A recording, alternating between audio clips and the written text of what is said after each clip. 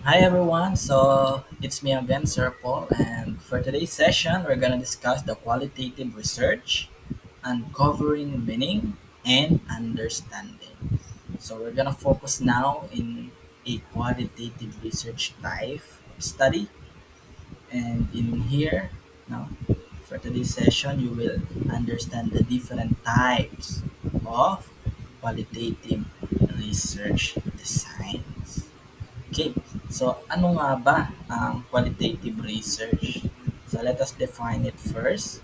Qualitative research is a powerful tool for exploring the nuances of human experiences, social interactions, and cultural phenomena. Yeah. So it deals with number one, human experiences, next, social interactions and cultural phenomena. When we say human experiences, say for instance, yung mga tao na nagka-cancer, na na-survive nila yon, no? So you could conduct a study about it. How did they survive the cancer? No? And then for the social interactions, you're gonna make an observation based on the interaction of your target respondents. And for the phenomena, ito yung mga kaganapan kagaya na lamang ng COVID-19. No? So when you conduct this, of course, dapat timely. No? For instance, ngayon magpapublish ka about COVID-19, ay nako, ang pagpapublish niyan ay napakahirap na sapagkat the COVID-19 era, unlike 2019, ay hindi na masyadong ganap. So with that, let us move on to the next slide. So again, defining qualitative research. Qualitative research goes beyond quantifiable data to delve into the why and how of human behavior and experiences. Ayan. So, ayun daw ang qualitative research ha. Tandaan natin, it is beyond quantifiable data. Next, we have three here. Meaningful insights. It seeks to understand the meaning behind actions and perspectives, providing rich insights into motivations, beliefs, and lived experiences. Ayan. So, if you are doing qualitative research, so you might consider this the deep experiences, say for instance, of teachers teaching non-major subjects. No? For instance, math major ka pero nagtuturo ka ng Filipino. So, you could study that.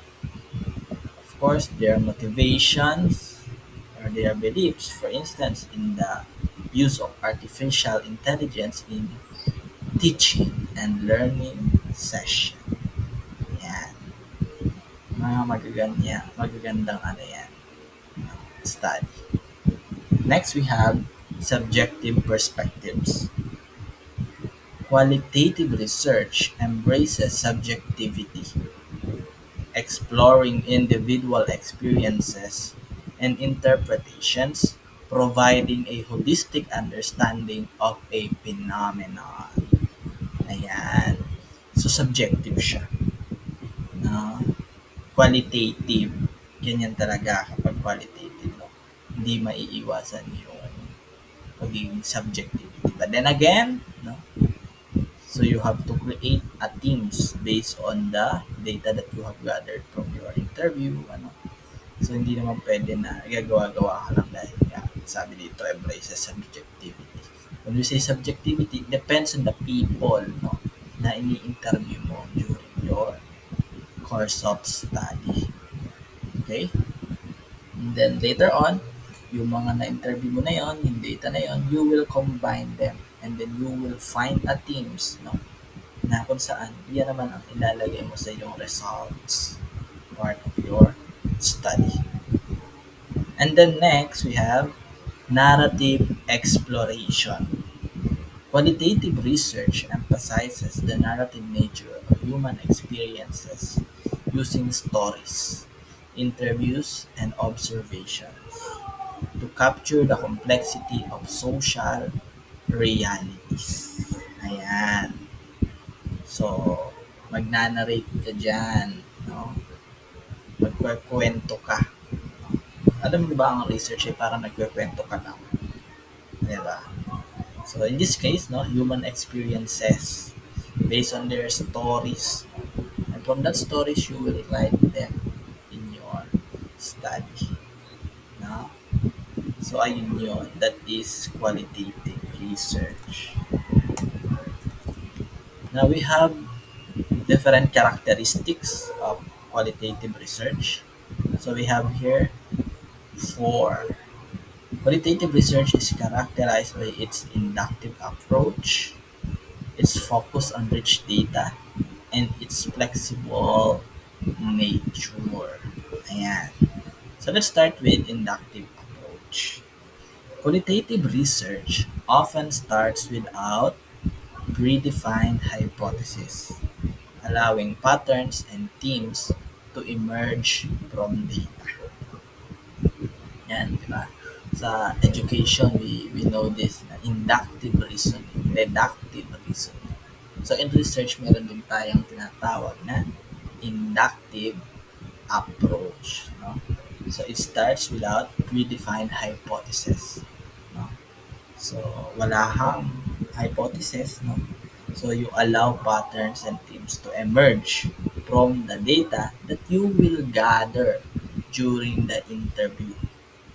No? And then from that interview sessions, then tatranscribe mo na yun, then you could see there the themes and patterns nang wala kang predefined hypothesis. Okay, next, let's have rich data collection. Qualitative researchers use a variety of methods, including interviews, focus groups, observations, and document analysis to collect in-depth data. Kapag qualitative research ang design ng iyong paper na be ready. Be ready for this numerous tasks to do. No? So you have to do an interview, focus group, you have to observe, no? And of course, document analysis. Magbasa ng mga maraming articles. Because as a researcher, it is your duty to do that. To research what is real, what is valid. Yan ang isang mahusay na researcher. Next, flexible methodology. The research design can adapt based on emerging themes and insights, allowing for a more nuanced and exploratory approach. Ayan na. So, flexible methodology. So, it's up to the researcher what is the right methodology to use in their study. So, it can adapt naman kasi, no, based on the themes and insights na nakita mo during the course of your study. Okay? So, next, emphasis on context. Qualitative research emphasizes the importance of understanding phenomena within their specific social and cultural context. Ayan. Emphasis on context. Dapat po na-emphasize natin what is the context of our study. Dapat yung mahahalagang impormasyon, hindi dapat mawala yun. Because that is the gist, that is the meat of your research. Baka mamaya, kung saan na napunta yung research mo dahil sa gusto mong mahaba, no? Nawala na yung context. So, context is very important when you are conducting your research. So, we have different types of qualitative research designs. Different research designs are used to answer specific research questions and explore unique aspects of the study's subject. So, Let's have these three first. No, we have ethnography. So immersive study of a particular culture or group, focusing on understanding their values, beliefs, and practices. Ayan. So, kung pinaplano mo na mag-ethnography, research design, ano? So, dapat ready ka. Paano ready, sir? So, you should be ready to go, no? Sa mga tribes, for instance, Aita, no? Napuntahan mo iyon because you have to be with them. You have to observe them based on the study na ginagawa mo. Kasama mo silang matutulog, kasama mo silang kakain. In short, doon ka maninirahan for a period of time until makakuha ka ng data mo for your study. Why? Because you have to observe, no? You have to interview them and observe. Therefore, you have no choice but to attend with them, to be with them, enjoy your company with them, and finish your study. That is ethnography. Next, we have phenomenology. So, what is phenomenology? So, it is an exploration of lived experiences, seeking to understand the essence of a phenomenon as perceived by individuals. Ayan. So, here, inaalam mo yung experience ng isang individual or ng mga nakararanas ng particular na phenomenon na yan. For instance, mga breast cancer survivors, ganyan. So, you will interview them. How do they perceive, no? Yung kanilang pamumuhay during the course na meron pa silang karamdaman na cancer. Up to now na magaling na sila. O di kaya, o di kaya naman ay about sa teacher na nagtuturo ng hindi nila major. So, ano yung live experiences nila bilang isang teacher na math major pero nagtuturo ka ng English major due to shortage sa staff sa school. No? So it could be as well a phenomenology design. Next we have grounded theory. So development of a theory grounded in the data, seeking to understand the underlying social processes and interactions. Now, dito naman from what you observe, ano? From what you have evidence, no? From what data you have, you create a theory from those data. Ano yung mabubuo mong theory? So from that observation, ano yung mabubuo mong theory? So that is grounded theory. No? So kapatid siya ni phenomenology, kung ito live experiences, ano, ine-explore niya lang. Dito, sa grounded theory, hinahanap niya ano yung teorya. What is the theory that we can build upon based on the data that we have. Okay? So, himay-himay natin, ano? Ethnography. Ethnography is a powerful tool for understanding the cultural complexities and practices of a particular group. Kaya nga nasabi natin kanina, for instance, mga Aita, kaya naman Badjao, Maranao, or kung ano mang tribes, no? Or ethnic na meron na gusto mong aralin. So we have here three. Number one, participant observation. Researchers immerse themselves in the culture and environment of their subject group, observing and participating in their activities. Ayan. Participant observation. Sabi nga natin, wala kang choice if you choose ethnography.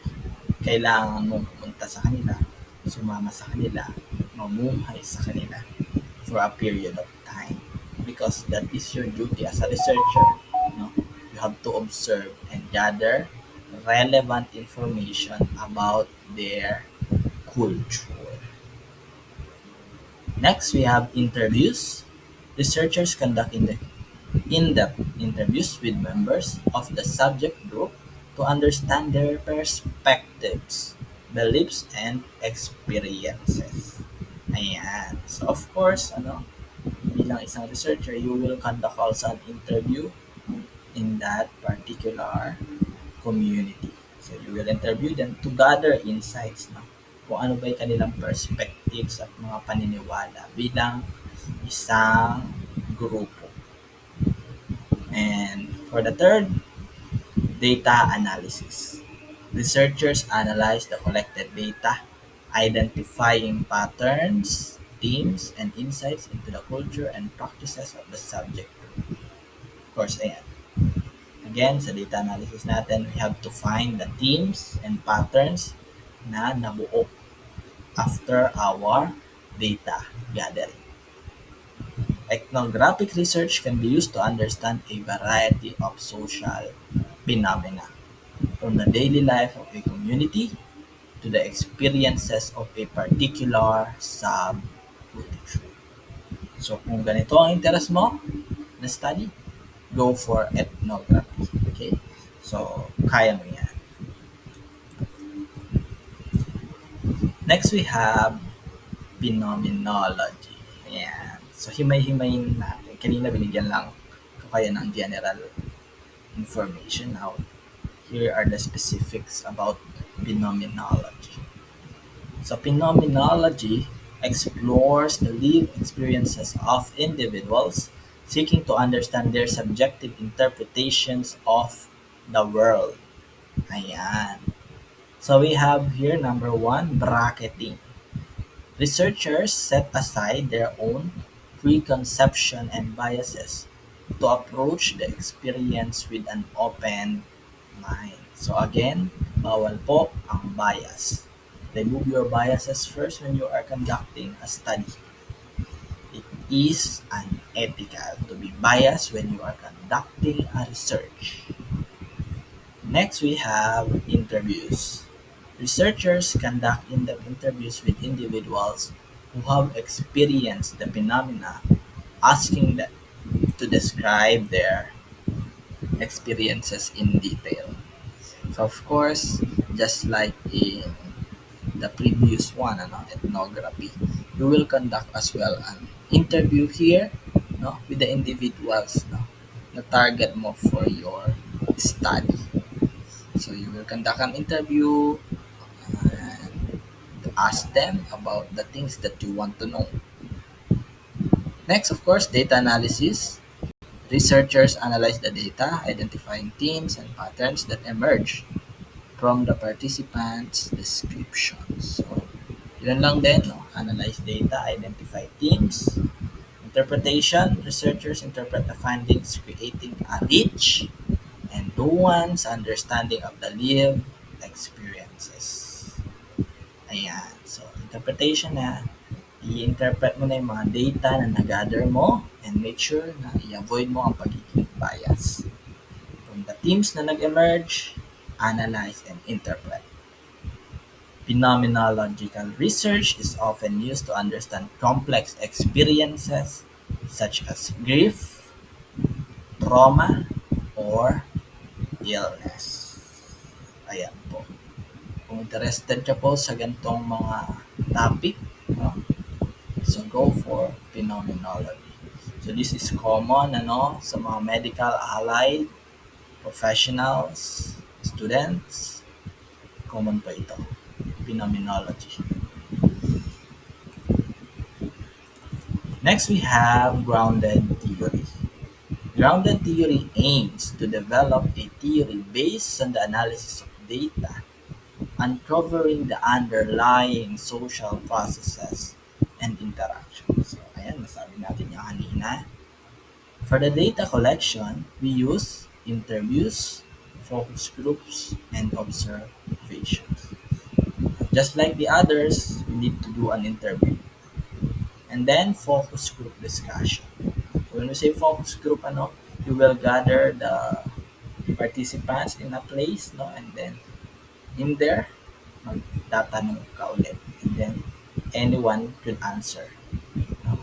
isa-isa sila magsasagot based on the question na ibinato mo. And of course, observations as well.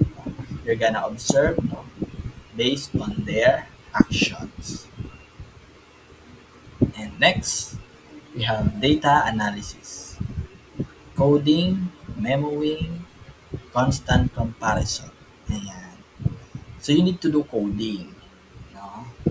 So especially in mixed methods, which will be discussed soon. So okay, stay tuned in this channel. Coding yan, memoing yan. So those are the types of data analysis for grounded theory. Next, theory development, identifying categories, relationships, and core concepts. So to identify categories, no, relationships, and core concepts. So that is the theory development. So this approach is often used to understand complex social phenomena such as healthcare experiences, organizational change, or social movements. So if you are interested in using this, ayan, you are already aware on how to use this design.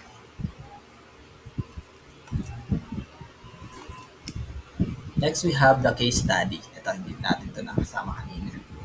Case study research involves in-depth investigation of a particular individual, organization, or event, aiming to provide a detailed understanding of a complex phenomena.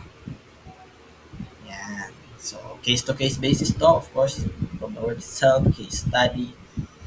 Individual case focuses on the experiences and perspectives of a single individual exploring their unique journey and challenges. Ayan. So, naka-focus ka lamang sa individual, sa isang tao. No? So, sa perspective niya, single individual. No? Next, organizational case examines the practices, culture, and dynamics within a specific organization, uncovering its strengths, weaknesses, and challenges. Ayan. So, organizational case naman, of course, based ito sa isang organisasyon, no, na pinatatakbo ng mga individual pa rin. No? So, you have to examine, no, their practices, their culture. Ayan. Of course, in every organization, may kanya-kanya tayong kultura. Next, we have event case. Investigates a specific event, analyzing its causes, consequences, and the perspective of those involved. Yan, event case. No? So, kung bakit ito nangyari, ano ang dahilan, ayan po yun. And case studies can provide rich insights into specific situations, contributing to the development of broader theories and understandings. Ayan po, ano. Yan ang ginagamit if you want to have an insights, no, into specific situations na magko-contribute sa development ng theories and understandings. So if you want this, you know already how to do that. Now let's have the selection, ano. Siguro nahihirapan. Ano ba ang gagamitin ko? Paano ba? I will guide you through this. Selecting the appropriate qualitative research design. The selection of a research design depends on the specific research questions, the type of data needed, and the intended outcomes of the study. Research question. The research question should give the selection of the most appropriate design, ensuring it aligns with the goals of the study. Ayan. So, dapat naka-align palagi sa goal ng study yung research question. Okay? So, of course, yun din yung gagamitin mo in selection of the most appropriate design. Tungkol sa ba yung question mo? Ano ba ang fit sa kanya? Next, data requirements. The chosen design should allow for the collection of data to answer the research question and provide meaningful insights. So dapat po yung design ninyo tama po no sa for the collection ng data. Hindi pwede na naglalaban yan. Dapat nag-meet sila. They should meet no para hindi ikaw mahirapan as a researcher. No? Do mahirap talaga gumawa ng research. No? But what we are trying to say here is it should no meet at certain point. Hindi pwede na hindi sila mag-meet. Bawal yan. Next, study objectives. The design should align with the study's objectives, whether it aims to explore, describe, explain, or understand a phenomenon. Ayan. It should align with the objectives pa rin. Study's objectives. What is the objective of your study? You define it. Is it to explore, to describe, explain, or understand? Mahalaga na alam mo yan. Next, ethical considerations. For the ethical considerations, researchers should prioritize ethical considerations, ensuring informed consent and protecting the privacy and well-being of participants. So, dapat palagi natin i-consider ang pagiging isang moral na researcher. You should have a good moral. No? Yan yung tinatawag natin. Ano? You should not be an unethical researcher. Bakit? Kasi po, alam naman po natin, na mga ang hinahawakan nating data are confidential. So as a researcher, we should always practice ethics. You should have that as a researcher. It is a requirement no, para isa kang maging mahusay na researcher. No? Privacy. Always protect the privacy of your participants. Okay? Careful consideration of these factors ensures the selection of the most appropriate design for a successful and impactful qualitative research study. So, ayan. So, you consider all these factors na mga i-discuss natin and then I hope na nakatulong itong session natin na to para makapag-decide ka kung anong methods ang gagamitin mo for your qualitative research. I hope that you have learned a lot in this session. So please do not forget to subscribe in our channel and ring the notification bell para updated ka sa mga posts na ipapublish ko pa. Alright? I'll see you again at the next one. Bye-bye!